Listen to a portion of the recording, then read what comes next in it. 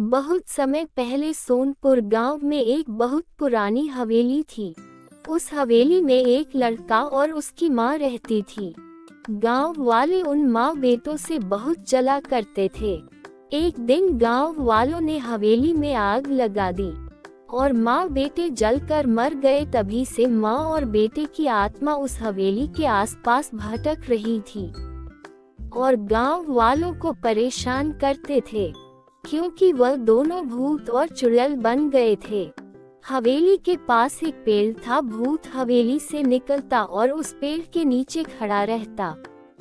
उस हवेली के पास एक घर था, जिस घर में एक दादाजी और उनका पोता रहता था। एक दिन पोता अपने दादाजी से कहता है, दादाजी, अपना घर इस खंडार हवेली के पास है। मैंने सुना है कि इस खंडार हवेली में भूत रहते हैं। दादाजी, मुझे बहुत डर लगता है, क्यों ना अपना घर हम कहीं दूसरी जगह बनवा ले। नहीं बेटा, भूत नहीं होते हैं, यह एक मनगढ़ंत कहानी होती है। भूत चुड़ैल आज जमाने में कुछ नहीं होते हैं, चलो जाओ सो जाओ। दादाजी की बात सुनकर लड़का सोने चला जाता है और तभी दादाजी भी सोने चले जाते हैं। दादाजी और उनका पोता दोनों सो रहे थे। तभी रात में दादाजी को कुछ भूतिया आवाज इस तरह की सुनाई देती है।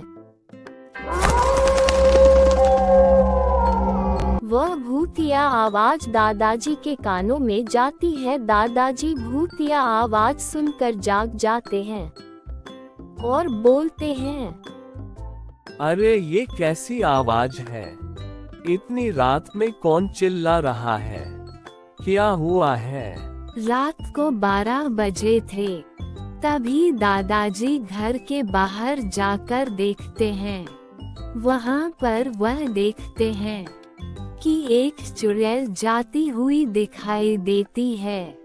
ये देखकर दादाजी डर जाते हैं और बोलते हैं, अरे ये तो सच में चुड़ैल है। मेरा पोता मोनू सही कह रहा था, यहाँ सच में चुड़ैल रहती है।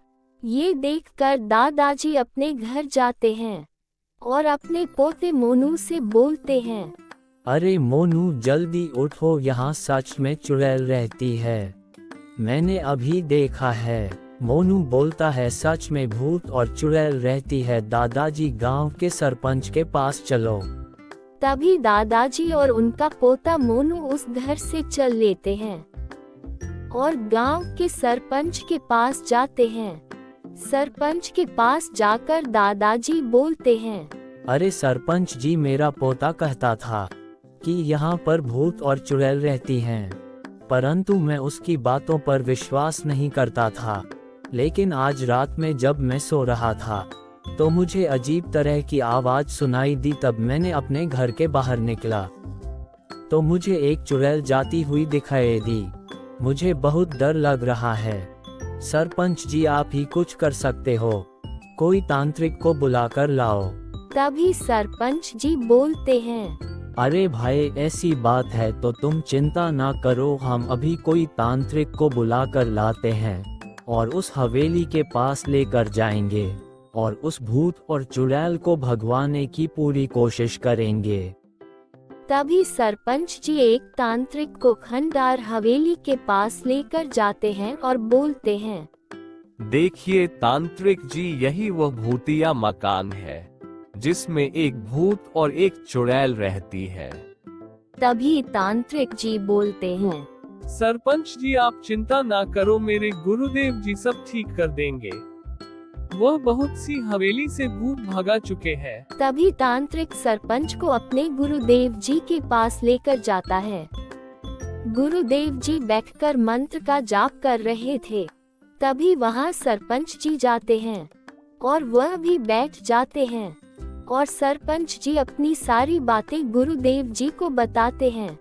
सरपंच की सारी बातें सुनकर गुरुदेव जी बोलते हैं, सरपंच जी, मैंने अभी अपनी तंत्र विद्या से पता किया है कि उसमें 2 आत्माएं रहती हैं, जिन्हें जिंदा जलाया गया था लेकिन तुम चिंता न करो, उन दोनों आत्माओं को हम भगा देंगे।